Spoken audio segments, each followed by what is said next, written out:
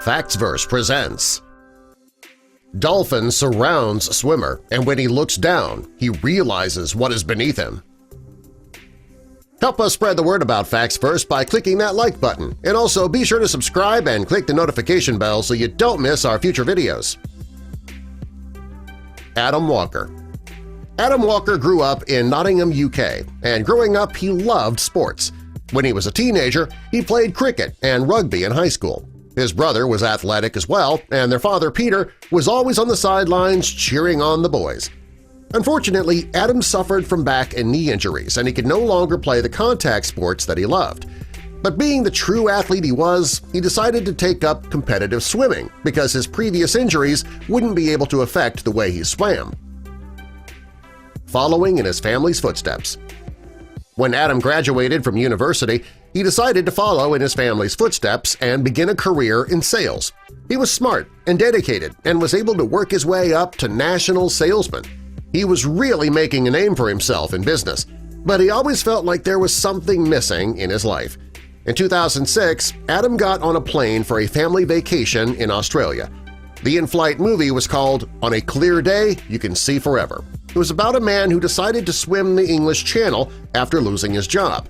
Well, after seeing the film, Adam was so inspired he decided to do exactly that. He wanted to swim the English Channel, so he set a date to do it and started training. Pushing himself. Before deciding to swim the English Channel, Adam's life revolved around work. He knew that his stamina and endurance were going to be pushed to the limit. He had to prepare himself physically and mentally. He had to get his body used to the cold water and the strong currents. He also had to learn to avoid dangerous marine life.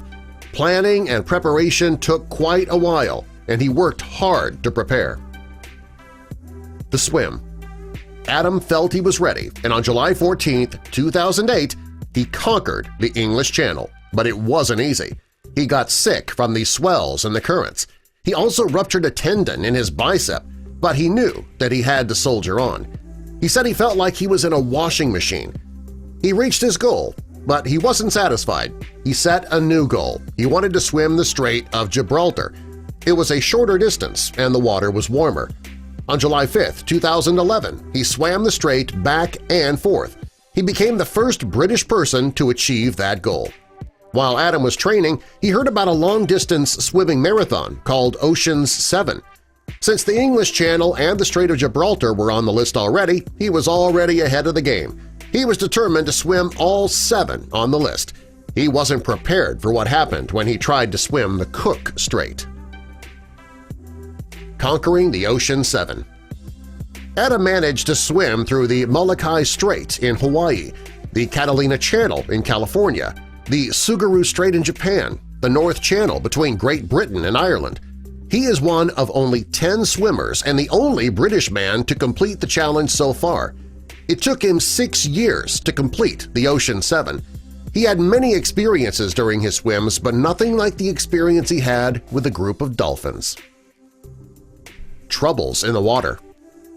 After tearing his bicep, he had to have 3 surgeries to have it repaired. His doctors told him he had to stop swimming, so he developed a new way to swim that wouldn't re-injure his bicep.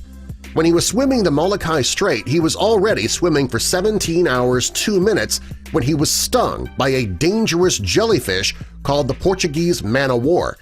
After being stung, he couldn't feel his spine for 5 minutes, but he didn't give up.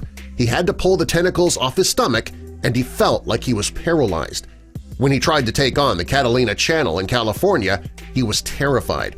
He swam 6 of the 12 hours in complete darkness because the swim began at midnight. Dangerous surroundings. During his swim of the Tsugaru Channel in Japan, Adam felt sick for the first 4 hours. There was a shark swimming underneath him, and due to the speed of the current, he had to swim much faster than usual. He was trying to swim through 12-foot-high waves while swim sprinting for 11 hours. During this time, he was stung in the face by a jellyfish. He said his chest got tight and his shoulders were sore. It was one of his scariest swims. While swimming in the freezing cold waters of the North Channel between Ireland and Scotland, he came face-to-face with a lion's mane jellyfish.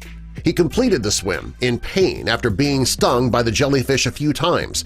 It took 10 hours, 45 minutes. The Cook Strait. It was April 22, 2014 when Adam tried to conquer the Cook Strait. The waters were known for being dangerous and unpredictable. During this swim, he wore a GPS tracker so that people could follow his progress. He was 3 hours into the swim and he was feeling great. He didn't feel sick. He didn't need to stop and rest every hour or so. This took a dramatic change for the worse, though, when he felt a fin move past him. He didn't know what it was, but he began to panic. He calmed down when he realized it was a school of dolphins, and they were circling him. He was happy they were there, but he didn't know why. There had to be some reason that a school of dolphins was circling him. A shark. Adam knew that he was swimming in waters where sharks were commonly seen. He just wasn't prepared to come so close to one. He tried to remain calm, and he knew the dolphins were protecting him, but he didn't know if that would be enough. He had been training for so long, and he was already hours into the swim. He couldn't stop. The dolphins were protecting him, so he continued his swim. Soon, the shark was gone, but his protectors remained close by. At the end of the swim, he felt sick and exhausted, but he reached his goal. Today, he holds the world record for completing a 2- and 3-way swim of the English Channel in the quickest time. He says he has the dolphins to thank for that. They saved his life, and they also saved what he calls his life's dream. Subscribe for more.